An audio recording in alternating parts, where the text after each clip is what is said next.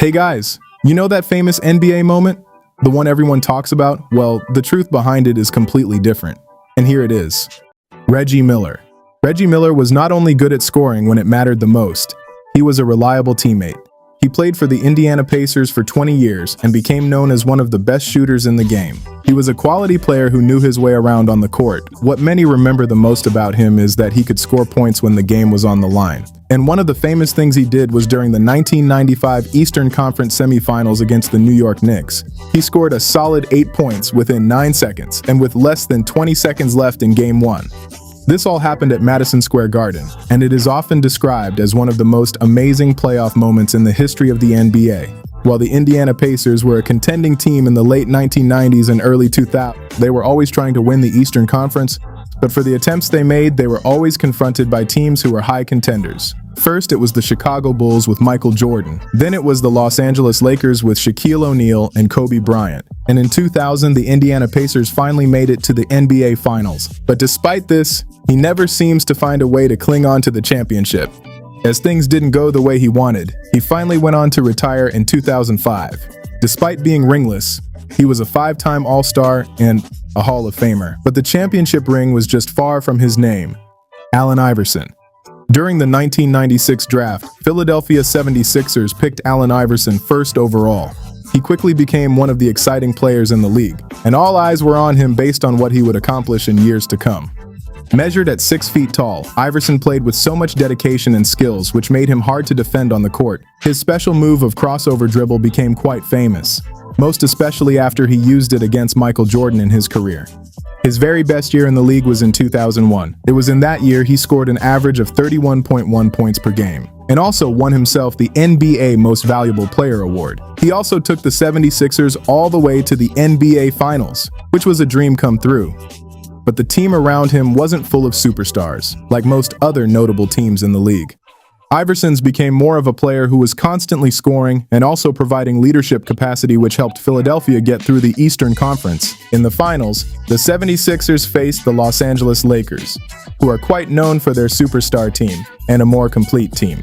The Lakers were led by Shaquille O'Neal and Kobe Bryant, who happened to be the major force. Unfortunately for Iverson, the Lakers had won all 11 of their playoff games to get to the finals, although he did give basketball fans a moment they would never forget. In Game 1, he scored 48 points. He gave the Lakers their only loss in the 2001 playoffs. The picture of Iverson stepping over Tyronn Lue is one of the famous moments in this NBA era. However, the Lakers won the next 4 games, bringing him and his team crashing out. But he never made it back to the finals or got a chance to cling on to the champion's ring. If you're enjoying this video, kindly subscribe to the channel and drop a like. Thank you. Tracy McGrady, a 6'8" with solid skills like that of a guard. Tracy McGrady was that player who understood the nitty-gritty of the game. He could shoot, handle the ball, and score from on the court. And when he played for the Orlando Magic in the 2000s, McGrady was one of the best players there was in the league at the time. In terms of points, he delivered. He went on to win 2 scoring titles, one in 2003 and one in 2004, while he averaged over 30 points per game. In 2004, while he was playing for the Houston Rockets against the San Antonio Spurs, McGrady scored 13 points in just 33 seconds. It was an incredible comeback which many never saw coming. But the sad part of his notable achievements and performance was that he never won a championship. Injuries were part of the factor that limited his performance and incredible run, which in turn hurt his body and simply made it difficult for him to play at his best. Later in his career, McGrady joined the San Antonio Spurs in 2013. It was a breath of fresh air as the Spurs made it to the NBA Finals, right on time. But despite all of their efforts, they eventually lost to the Miami Heat on 103-100. For McGrady, that moment was a close call for him to achieve his longtime desire of a championship title. But it didn't happen. He was that superstar player, but with no championship title. Vince Carter. When Vince Carter joined the NBA in 1998 with the Toronto Raptors, he was one of the most thrilling players in basketball. His dunks on the court were super amazing. His athletic ability, on the other hand, was incredible. His performance in the 2000 NBA Slam Dunk Contest is still one of the best in the history of the league. Within a short period of time, Vince Carter quickly became the face of basketball in Canada, making the Raptors a known team around the world. And in 2001, he led Toronto to its playoff run, back then reaching the Eastern Conference semifinals against the Philadelphia 76ers. However, the series extended to Game 7, And with just a few seconds left in the game, Vince Carter had a chance to win the game with an incredible shot. Always somehow close to winning, but there are always limitations despite the right shot. Philadelphia on the other end moved on. Despite Vince Carter being able to play across over 22 seasons in the league, he never made it to the NBA Finals, which happens to be one of his utmost priorities. He played for teams like the New Jersey Nets, Dallas Mavericks, and Atlanta Hawks and stayed a respected veteran across all of these teams in the league. He went on to finish his career with over 25,000 points. A solid number, but 20 years of dedication in the league, but there was no ring to show for it. Steve Nash. Steve Nash started playing in the NBA with the Phoenix Suns in 1996. Nash became very good at setting the pace of the games by simply passing and shooting well. This made him an influential point guard in this era. Nash was at his best when he returned to Phoenix in 2004. He played with the Suns under coach Mike D'Antoni, where they played the game of moving the ball quickly and shooting early. Nash did well in this system. He won 2 MVP awards in 2005 and 2006. Nash went on to lead the Suns to the playoffs. But unfortunately, the Suns could not win the championship. The team reached the Western Conference Finals in 2005 and 2010, but they lost both chances to win the conference finals. One big moment in the Suns' playoff runs was in 2007 against the San Antonio Spurs. There was a problem on the court involving Robert Horry and Nash. This led to Amari Stoudemire and Boris Diaw being suspended. However, the Suns went on to lose the game series, cutting all hope of the championship. Later on, Nash played for the Los Angeles Lakers in 2012, but injuries limited his playtime. So he went on to retire as an 8-time All-Star and one of the top shooters. Despite all his achievements, Nash never played in an NBA Finals nor won a championship. Chris Paul. Chris Paul has been a good point guard in the NBA for a long time, almost 20 years. He started playing in the league in 2005 when the New Orleans Hornets drafted 4th overall. From that very beginning, Chris Paul was a worthy player. He could control the game and also play good defense. By 2008, Chris Paul was already one of the best players and also came in second for the Most Valuable Player award in 2008. That year, Chris Paul helped the New Orleans team have a great record of 56 wins and 26 losses, which was the best in the team's history at that time. The Hornets made it to the Western Conference semifinals, but the San Antonio Spurs beat them in 7 games. In 2011, Chris Paul was traded to the Los Angeles Clippers. When Chris Paul joined the Clippers, the team started to make the playoffs every year. Chris Paul played with good players like Blake Griffin and DeAndre Jordan, and the Clippers were quite known for playing a fast-paced game, which was called the Lob City era. Even though the Clippers had some regular seasons, they never made it past the second round of the playoff. Chris Paul later joined the Houston Rockets in 2017. During the 2017 to 2018 season, the Houston Rockets made it to the Western Conference Finals against the Golden State Warriors. The Rockets were winning the series 3-2. In between the game, Chris Paul got hurt and could not play in the last 2 games. This went on to affect the outcome of the game. Unfortunately, the Rockets lost both games and couldn't make it to the next round. Chris Paul finally made it to the NBA Finals in 2021 with the Phoenix Suns. The Phoenix Suns won the 2 games against the Milwaukee Bucks, but then the Bucks won the next 4 games and became the champions. Over his career, Chris Paul has been one of the contending players in the history of the NBA and has had many assists and steals. He has also been selected to the All-NBA team many times, and he has always played for teams that are competitive. Even with all of these achievements, Chris Paul has never won an NBA ring. Russell Westbrook. Russell Westbrook had an unusual career in the history of the NBA. He was picked 4th in the 2008 draft by the Oklahoma City Thunder, where he quickly became one of the contenders in the league. Westbrook was known for his fast and aggressive style of playing. He was a player on the Thunder team with Kevin Durant and James Harden, and the team was able to make it to the 2012 NBA Finals. They played against the Miami Heat with LeBron James. The Heat went on to win the series in 5 games, and that was Westbrook's only NBA Finals appearance in his career. However, his notable best seasons were in 2017, 2018, 2019, and 2021. After Durant left the Thunder, Westbrook had to do more on offense. He averaged 31.6 points, 10.7 rebounds, and 10.4 assists per game. This made him the first player since Oscar Robertson in 1962 to average a triple-double. He won the 2017 NBA Most Valuable Player award. He did it all in 4 seasons in total. Later on, he had another double season with the Washington Wizards. Westbrook is the player in NBA history to average a triple-double 4 times. He has played for teams like the Houston Rockets and the Los Angeles Lakers. Even though he played well, he did not have much postseason success after his early Thunder years. He broke Oscar Robertson's record. Now Westbrook has the triple-doubles in the history of the NBA. Despite his incredible feat, he remained another ringless superstar, James Harden. Harden became one of the top scorers in the NBA over the last 10 years. He began his career with the Oklahoma City Thunder, where he was picked third in the 2009 NBA draft. He went on to play with the likes of Kevin Durant and Russell Westbrook, as their collective effort did help the Thunder get to the 2012 NBA Finals. However, the Miami Heat beat them to it. In 2012, James Harden moved on to the Houston Rockets. He was able to become an important player on the team. He is that player who could score from a distance, drive to the basket, and make things happen with the ball, which made it almost difficult to defend. James Harden played one of his best basketball moments in the late 2000s. He was the leading scorer in the NBA for 3 years in a row from 2018 to 2020. James Harden won the 2018 NBA Most Valuable Player. He averaged 36.1 points per game in 2019, though the Houston Rockets were always in the playoffs during that time, and their best chance to get to the finals was during the 2018 Western Conference Finals. Despite this, they played the Golden State Warriors, in which they had Stephen Curry and Kevin Durant on their team. The Houston Rockets were ahead 3-2, but unfortunately lost the last 2 games, which ended their playoff run.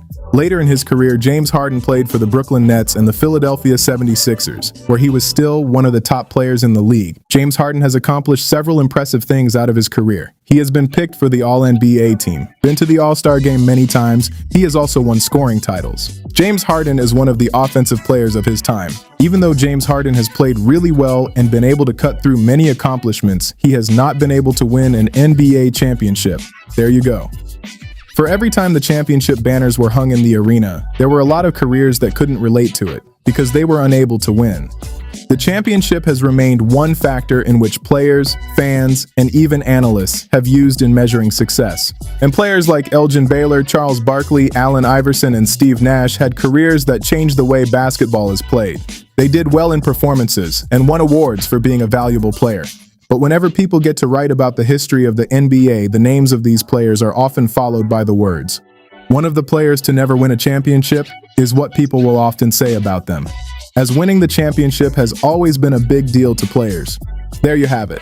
Every generation, ringless NBA superstar.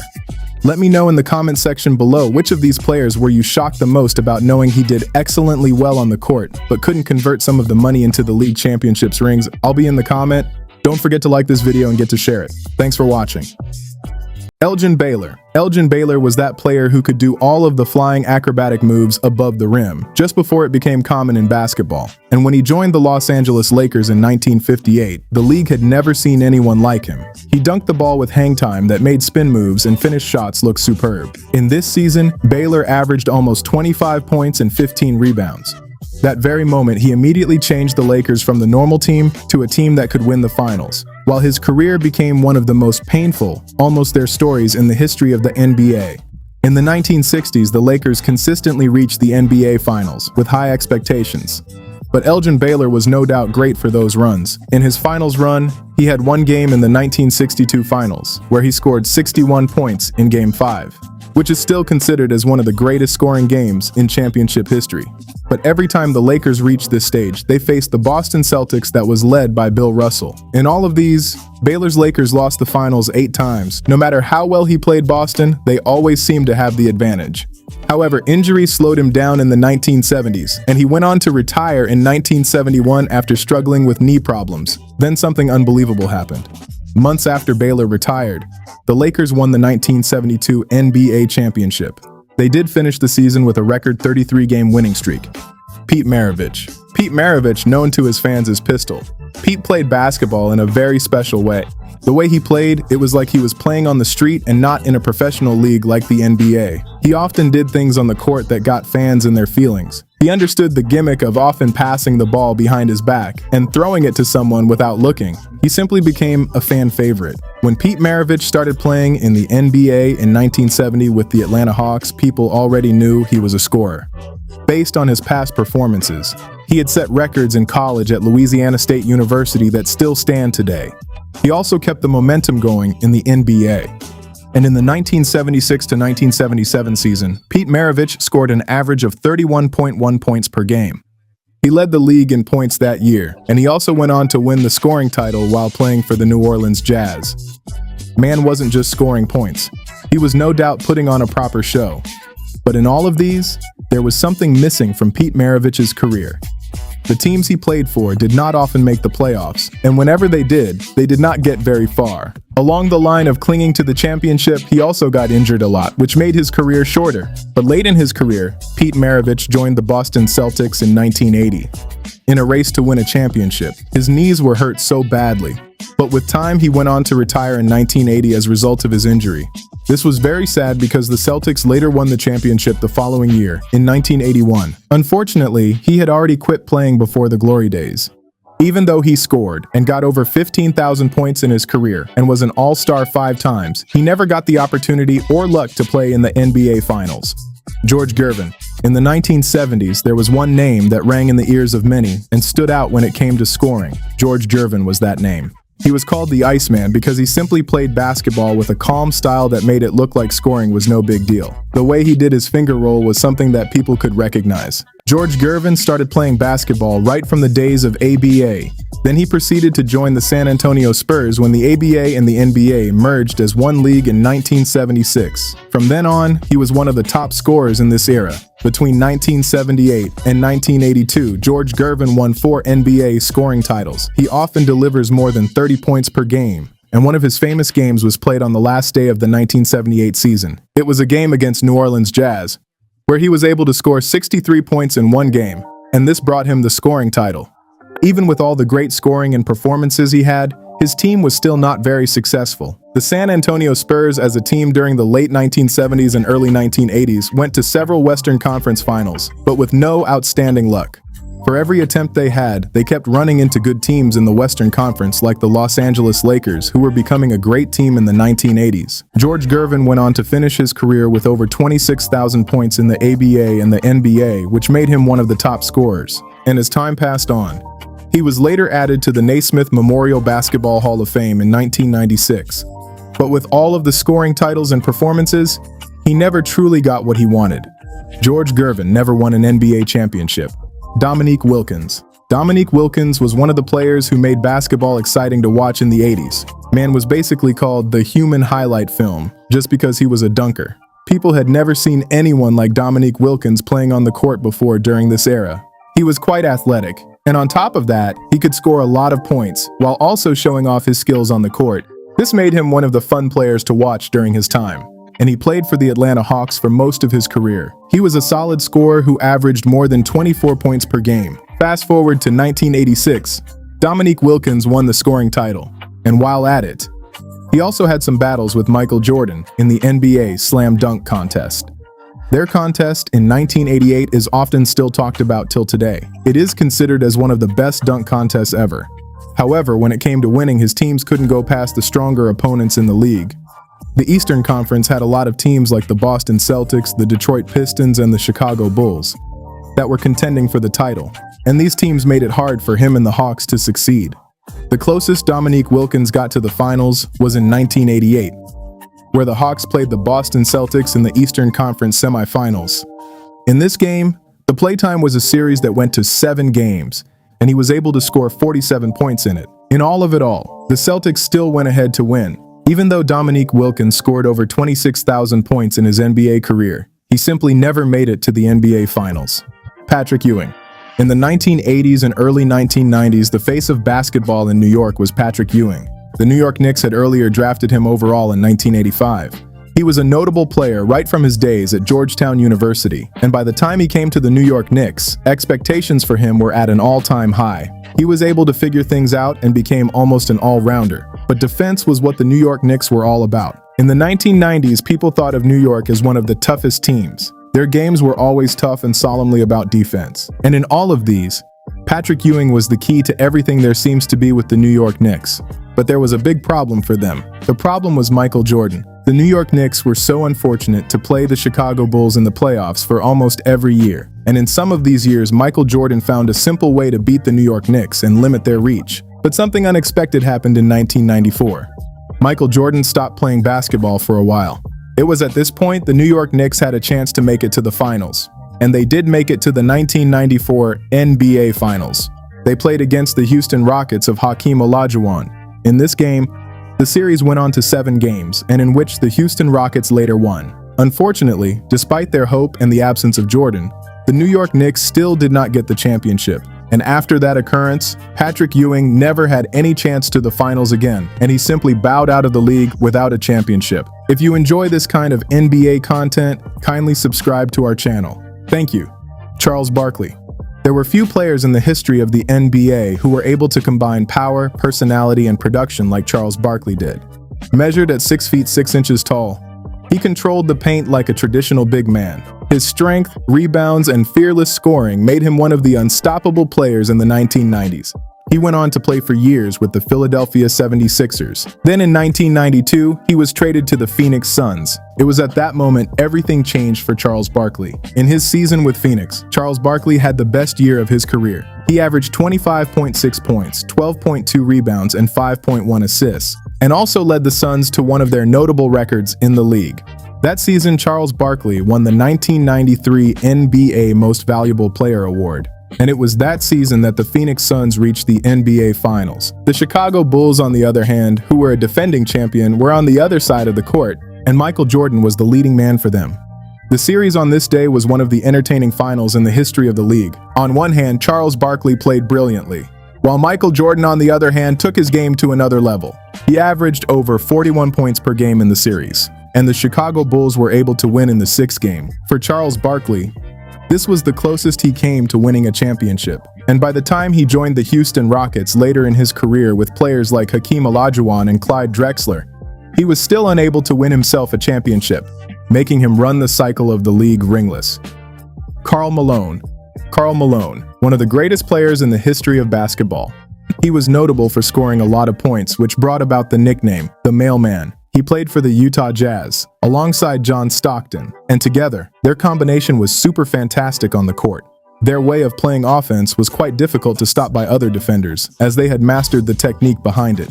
As time passed, Karl Malone was able to score a total of 36,928 points in his career, which makes him one of the good scorers in the history of the league. He also went on to win 2 MVP awards, one in 1997 and one in 1999. Karl Malone is that player who is often remembered for these 2 notable seasons, one in 1997 and the other in 1998. In these 2 seasons, that was the very year the Utah Jazz made it to the NBA Finals. They went on to play against the Chicago Bulls on both occasions. In the 1997 final, the Bulls won the series in 6 games, while in 1998, the Jazz were in their top performance and were anticipating to win the championship, but they simply lost it again. The series ended with a shot by Michael Jordan, in which he made a shot in Game 6, which pushed the Bulls to winning the championship. By the time Karl Malone moved to join the Los Angeles Lakers in 2004, he tried his possible best here again to win a championship, but it still did not happen as he envisioned it. The Lakers went on to lose to the Detroit Pistons in the finals, and as time passed, Karl Malone simply retired without any championship to his name. John Stockton. John Stockton played for the Utah Jazz for 20 solid years and simply made their offense one of the best the NBA had ever seen. He was really good at passing the ball to his teammates and making decisions on the court that often put them one step ahead, which made him a great partner for Malone when they did the pick-and-roll attack. John Stockton is that player who did not try to make plays just to get attention. He simply focused on being consistent, and in return, it paid off. In the book, numbers showed how good of a player he was. And by the time he retired, he still had one of the best assists and steals in the history of the NBA, and these records still stand today. Every year, the Utah Jazz were one of the contending teams in the league, and there were several chances to win a championship in 1997 and 1998, when the Utah Jazz made it to the NBA Finals. Unfortunately for them, the Chicago Bulls were in their way at both times of the final. However, John Stockton made one of the most incredible shots in the history of the Utah Jazz. This shot was a three-pointer that won the game against the Houston Rockets in the 1997 and led them to the Western Conference Finals. This sent the Utah Jazz to the NBA Finals for the very first time. But despite all of his attempts, he still wasn't able to win an NBA championship. And by 2003, he simply retired from playing. Don't forget to subscribe and see you in the next video. That's what we learned from his journey. But the NBA has countless journeys like this. Some rise, some fall, some disappear entirely. There's another player whose path is about to unfold. Are you prepared for what comes next? Karl Malone. Before making it to the NBA in the early 1980s, Karl Malone got involved in a legal situation with an underage. Malone impregnated a 13-year-old Gloria Bell in Louisiana while he was 20 years of age at the time. He was identified as the father of the child, Demetris Bell, after a lawsuit was filed and a court order which prompted him to undergo a paternity test came out positive, as the DNA results confirmed a 99.3% chance of him being the father of the child. At first, he didn't want to take up responsibility for the child, nor did he want to get involved with the child's upbringing. But after several legal actions from the parents of Bell, it was ruled that he was to fulfill his financial support obligations to the child. It was ruled for him to pay $125 weekly and support medical expenses. After a while, it was reported that he reached for a confidential settlement with the family. The story was somewhat quiet during his NBA career, which began with the Utah Jazz in 1985. However, after some years, the story resurfaced after an investigative report, which went on to draw attention to the relationship and the age difference when the incident occurred. As time passed on, his son went on to become a professional footballer in the NFL, and his public appearances brought about the discussion of his father's absence during his early childhood years. Malone has come out and granted an interview about the situation, after being silent on the issue for several years. But the public scrutiny about the matter never seemed to go away. Derrick Rose. In the year 2015, Derrick Rose alongside two of his associates were indicted in a civil lawsuit that was filed by a woman who was referred to as Jane Doe. The woman from Los Angeles alleged of a sexual assault that occurred in August 2013, where she claimed to have been incapacitated and did not consent to any sexual contact. In her recount, she stated that the three men broke into her apartment in Los Angeles and assaulted her while she was drunk. However, Rose, on the other hand, denied that the encounter with the lady was rather consensual. In his recount, he made it known the sexual encounter was consensual among them all, and she was the one who initiated the encounter and invited them over to her apartment. The case got dragged to a federal civil trial in 2016, where several means of communication were tendered as evidence. There were a series of text messages by the plaintiff sent to Rose the morning after the incident, and none made mention of an assault. There was also testimony from all parties involved in the case. During the hearing, Rose admitted to having had sexual encounter with her, and also maintained his stand that it was a consensual affair. Then, after several deliberations on the case, the jury did return on an unanimous verdict that found both Rose and the co-defendants not liable to the claims. Rose was legally cleared of the charges, but despite the verdict of the case, it had garnered a lot of public sympathy across social media. Despite all of the situation, the NBA did not impose any disciplinary actions on him. O.J. Mayo. O.J. Mayo was dismissed from the NBA in July 2016 after he violated the league's anti-drug policy. His violation of the policy went on to trigger an immediate ban of 2 years, making him ineligible to play in the league. The specific substance was not disclosed to the public as it was against the league policy. Before this particular incident, he had initially been suspended in 2011 for 10 games, having tested positive to a banned steroid. This went on to place him on a severe disciplinary league rules. However, after 2 years of serving his time, he applied for reinstatement, expressing his desire to return to the league. At the time of his dismissal, he was a free agent, having completed his 3 years contract with the Milwaukee Bucks. During the time, it was reported he underwent rehabilitation and also worked toward compliance with the league requirements. Despite his eligibility, he did not return to the NBA, and this ended his career at the age of 28. Jason Kidd. January 2001, Jason Kidd got arrested and was charged for domestic abuse based on an incident that involved his ex-wife, Jumana Kidd, in their home in Paradise Valley. Based on police reports, the altercation went on to result in visible injuries on Jumana. However, Kidd pleaded guilty to the charge of spousal abuse when he was tried, and during the legal resolution of the case, he was ordered to attend anger management counseling for the duration of 6 months and was fined $200. Kidd's case was handled within the confinement of the criminal justice system, and he complied with the court orders. During this period, he was an active NBA player for the Phoenix Sun and was a prominent player in the league. The incident drew a lot of attention and speculation. Unfortunately, the league did not sanction him from the incident, as it was not a policy as at the time of occurrence. He later came out and apologized about the incident and admitted it was a serious personal mistake and he was working on himself. His career continued on the upward trajectory, and he also went on to later on get traded to the Nets. Lamar Odom.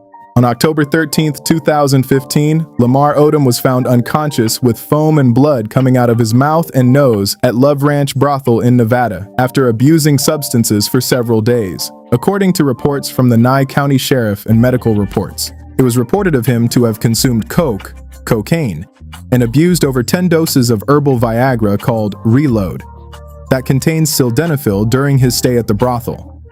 It was the staff of the brothel who made an SOS call to emergency services after he was discovered unresponsive in his room. Lamar was later moved to a hospital in Las Vegas and also transferred to Los Angeles for continued treatment. According to medical reports, he suffered from multiple strokes and a kidney failure while he was in a coma. His then estranged wife, Khloe Kardashian, made several critical medical decisions while he was on bed. She went on to authorize a high-risk surgery for his lungs. Before this point, the NBA had already distanced itself from Lamar during the early stage of his career, as he was not an active player in the league. Lamar eventually recovered after several months of rehabilitation, and the case spiked a lot of attention both in the NBA and on socials. And just recently, Netflix released a documentary, Untold: The Death and Life of Lamar Odom. Based on Lamar's personal claim, he went on to maintain his stand that he did not knowingly take cocaine at the brothel, and believes his drink was spiked in a hit or setup. If you enjoy this kind of NBA content, subscribe to the channel. Thank you. Darren Collison. Darren Collison was arrested in Placer County, California in May 2016 and was charged with a domestic battery after an incident with his wife. Based on police reports available, deputies from the Placer County Sheriff responded to an SOS call from a woman reporting an assault. Collison was taken into custody and was booked for a felony charge of corporal injury on spouse. However, he was later released after some hours on a bail of $55,000. Court proceedings followed and he simply pleaded guilty to the one count of misdemeanor domestic battery. And as part of the sentencing, he received 20 days in county jail through community service, 3 years of informal probation, mandatory participation in a 52 weeks battery treatment program, and 20 hours of community service. While he also received a protective order of peaceful contact with the victim, his wife. However, it didn't end there. The NBA also conducted its own review under its league domestic violence policy. He was later suspended in 2016 for a total of 8 games without pay at the start of the following season. The Sacramento Kings also went on to support the league disciplinary decision on the incident. T.Y. Lawson. Ty Lawson, as an NBA player, faced multiple cases that were related to alcohol between the year 2013 and 2015. As of January 2015, he was pulled over in Denver based on suspicion of driving under the influence of alcohol and was later arrested when confirmed. However, 6 months later in the same year, he was arrested again, but this time in Los Angeles for a similar offense after he failed a field sobriety test he underwent. According to court records, it was confirmed to have pleaded guilty to the DUI-related charges that stem from these incidents. He was charged on fines, probation, and a mandatory alcohol education program. His alcohol offenses didn't sit well with the Denver Nuggets and the league at large. Upon his second arrest, he was sent to a private alcohol treatment program, rehab, in 2015. During this period, his relationship with the Denver Nuggets deteriorated, which led to his trade with the Houston Rockets. The NBA, on the other hand, suspended him for 3 games based on his conduct and arrest. Teams also became cautious, as his actions led to teams not having trust in him, which affected his career credibility. In 2016 to 2017, he had probation violations as he failed to comply with his probation terms, and also failed 3 alcohol tests, which went on to result in a bench warrant for his arrest in March 2017. As time went on, his performance and role in the league game diminished, while he went on to exit the league quite earlier than many expected of someone of his skill level. Reggie Hardings. Known as the first player to be drafted out of high school straight into the NBA in 1962. Reggie Harding's career was overshadowed by several recurring criminal convictions that extended beyond his professional basketball career. In 1965, while playing for the Detroit Pistons, he was arrested for assault and battery following a brawl. 2 days later, after the assault arrest, he was arrested again, but this time for loitering. Hardings constantly struggled with behavioral issues and was always in the spotlight for the wrong reasons. During his time in the ABA League, he was always involved in several consistent discipline issues. His reputation was so bad that many believed he threw away the good things going on in his life due to his inability to stay out of trouble. On September 2, 1972, During a confrontation in Detroit, Michigan, Harding was shot, and he proceeded to die from the incident. According to reports and recounts, the shooting was established to be as a result of a confrontation with a local resident. A witness revealed Harding approached the native and was demanding for him to give him money before the incident escalated, and the man shot him. Eddie Johnson. In the year 2006, Eddie Johnson was arrested and charged with sexual battery which involved an 8-year-old girl in Ocala, Florida. The former NBA guard for the Atlanta Hawks was reported to have entered an apartment in the Parkside Garden, where the girl was babysitting her younger brother before Johnson had canal knowledge of her. After he committed the assault, he fled the scene immediately. Her mother came home shortly and found her daughter in distress and proceeded to call the police. The mother was able to identify Johnson based on the description the daughter gave her, but she made it known that he had no permission to be in her house despite knowing him in the neighborhood. Officers were able to locate him and he was apprehended. As at the time he was arrested, he was already waiting for trial based on a rape accusation from a 25-year-old lady. After several investigations and forensic evidence, it was determined he had carnal knowledge of the 8-year-old girl and was sentenced to life imprisonment without possibility of parole in the future. Unfortunately, on October 26, 2020, Johnson died in prison at the age of 65 while serving his sentence. Ruben Patterson. Ruben Patterson was another NBA player that was convicted of a third-degree attempted rape. He was involved in a legal dispute between his household employee. The incident stepped from an occurrence on September 25, 2000, where Patterson was accused of attempting of having his way forcefully with his children nanny, who was 24 years old, at his home in Bellevue, Washington. During the time of the incident, it was reported that his wife was recovering from a surgery at the hospital. However, the nanny didn't stop working, despite the incident, due to her attachment with the children. 4 days later, she recounted her ordeal to his wife and made a formal complaint to the police on the assault. The case led on to a third-degree attempted rape charge, as the case heavily relied on the nanny's testimony without substantial physical evidence. During the hearing, he pleaded guilty to a lesser charge of attempted sexual assault, and as part of the plea agreement, he avoided longer prison sentence but was still required to register as a sex offender. He was given a 15-day jail sentence. The court also imposed on him probation and mandated counseling as part of the sentencing conditions for him. During all of these, he was suspended by the NBA, and later on, he was under restrictions based on his status as a registered offender. The Seattle Supersonics, who happened to be his team at the time, also distanced themselves from the situation. After his discipline period elapsed, he came back to the league, but the case remained attached to his record in the league. Don't forget to subscribe, and see you in the next video. Chris Andersen. Also known as the Birdman, he was faced with multiple legal issues which also involved substance use. On January 27, 2006, Birdman was dismissed and also disqualified from the NBA as he violated the league anti-drug policy. He also served as the first player in the NBA to be formally expelled under those rules. Based on his substance abuse, he was banned for 2 years. An arbitration hearing in March 2006 upheld his dismissal. He went on to file for reinstatement into the league and was cleared to return back in January 2008, while he signed with the Denver Nuggets. However, in May 2012, he was back in the news again. This time it involved the federal investigation based on a catfishing case. His home was thoroughly searched by the Douglas County Sheriffs and Agents from Internet Crimes Against Children, ICAC.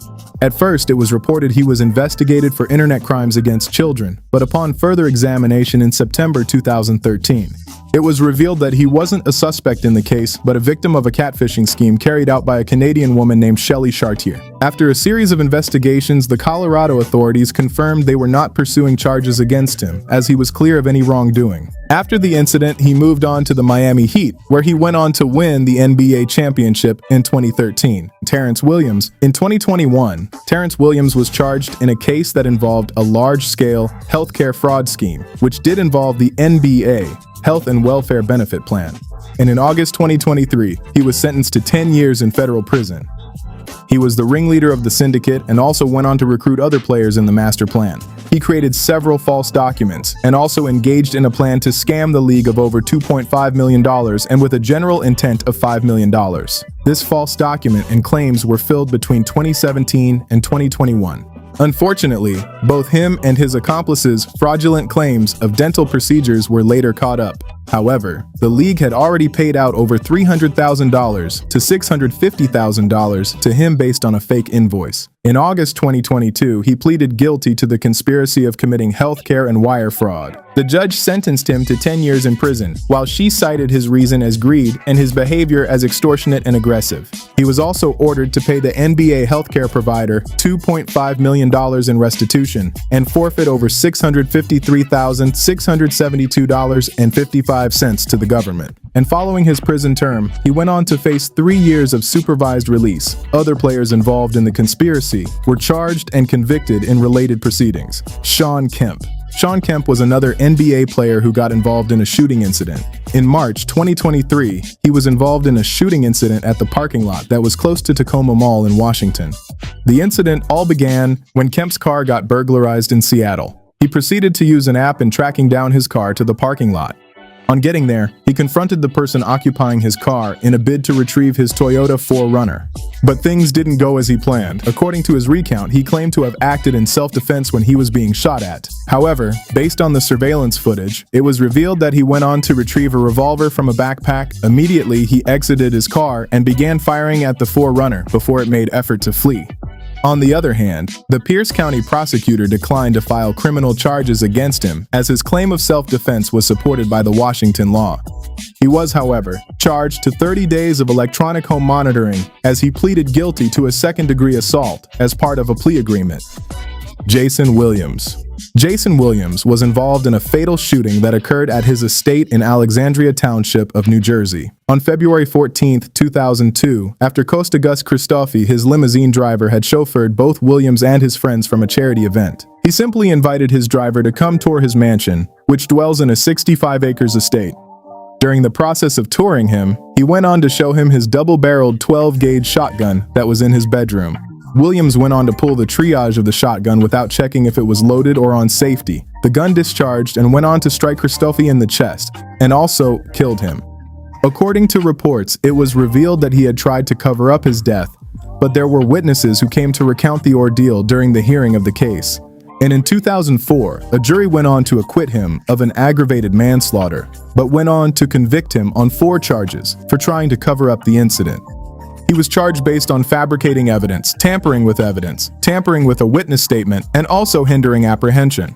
By January 2010, in a bid to avoid another trial of reckless manslaughter, he went on to plead guilty to aggravated manslaughter. He was later sentenced to 5 years in jail for his cover-up conviction of the incident, and a concurrent 18-month sentence based on the aggravated charge.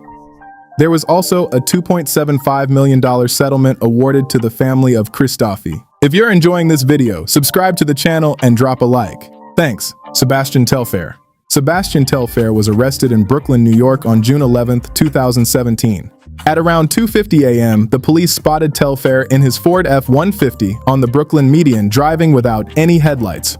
Upon searching the vehicle, they discovered a loaded, unlicensed .45 caliber pistol in his console, alongside other weapons and marijuana.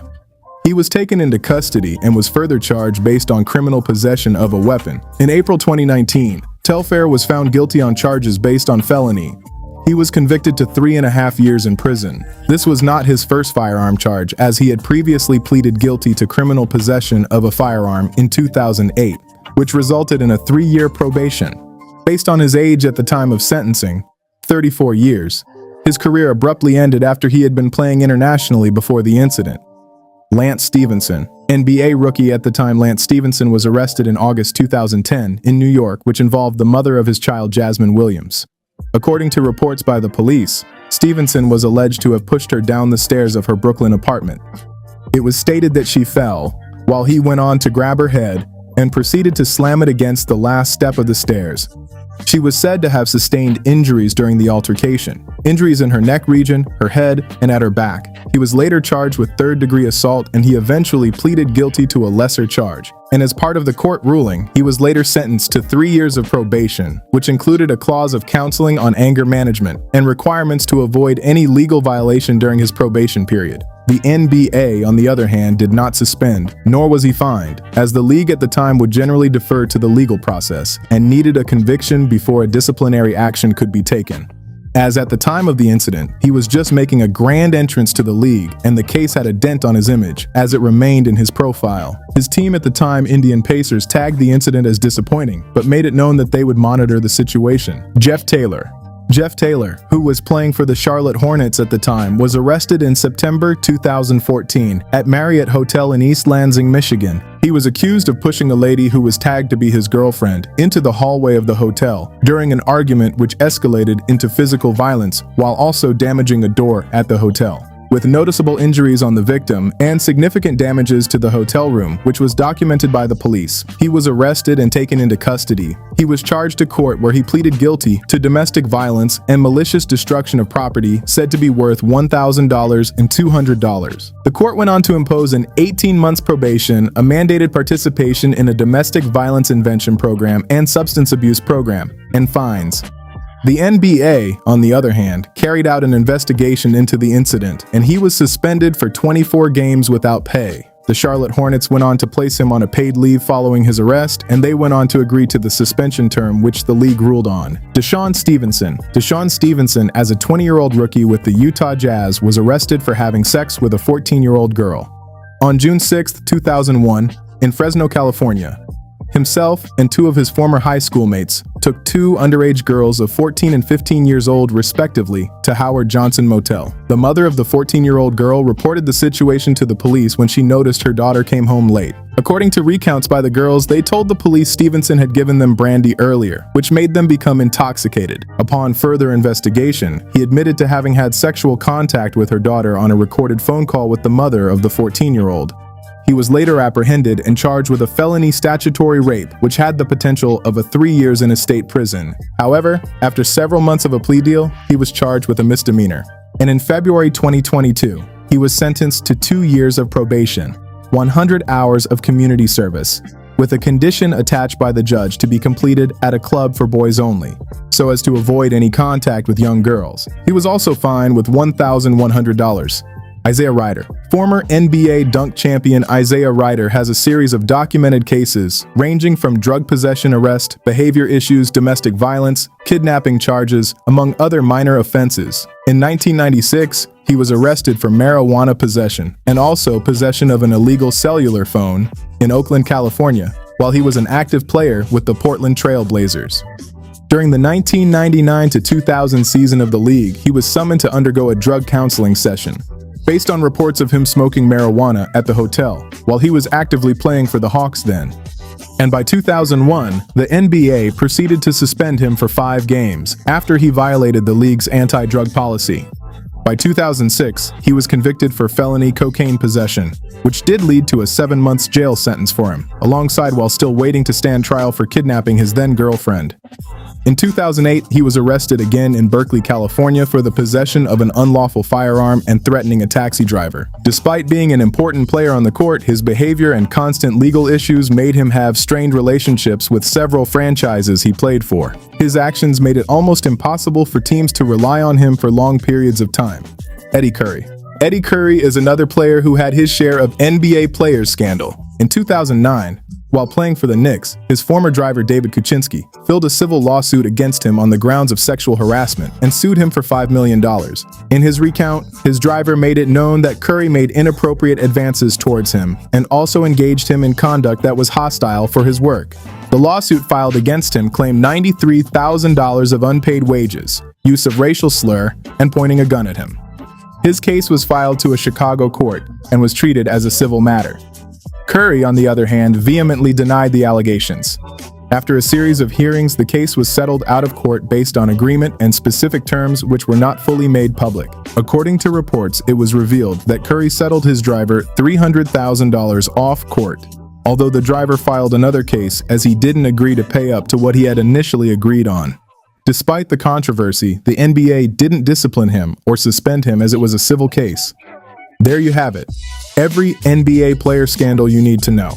Let me know in the comment section below which of this scandal did you remember vividly when it happened. Let me know in the comment section below. Don't forget to like and share this video. Thanks for watching. Hey guys, there's a moment in NBA history that changed everything, and you probably don't know the real story. Let me show you.